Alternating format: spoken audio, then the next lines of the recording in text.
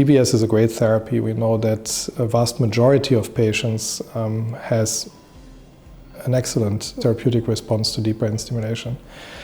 But minimal deviations in electrode positioning, a minimal variability, which is unavoidable with this technique, minimal variations can cause relatively large variations in outcome.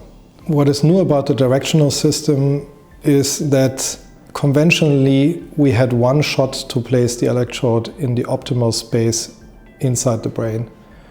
And with a directional system, we will have the opportunity to compensate for that post-operatively. I think that's the main advantage.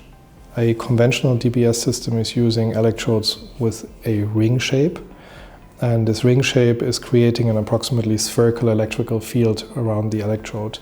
And one can only change the dimensions of the sphere, but one cannot change the shape of the area that is being stimulated. And that is now possible with the combination of a segmented electrode together with multiple independent current source technology, so that one has the choice of either providing an electrical sphere or having a kind of a lighthouse effect so that one can beam current into particular directions, for example, away from areas that provide side effects.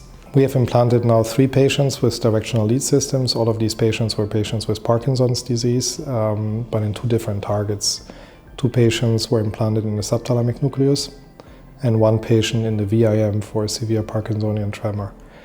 All patients tolerated the surgery well, and in all of these patients we have been able to demonstrate that steering has a profound impact on the threshold for side effects, which means that it works. One can direct current away, for example, from the pyramidal tract to avoid contractions or dysarthria.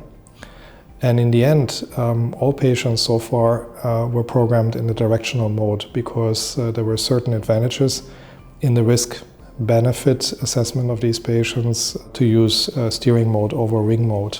Many patients with movement disorders feel that they may not be eligible for the surgery, either because they personally feel that their symptoms are not severe enough compared to others, or because they are afraid of the risks of the surgery. And I think both impressions need to be corrected.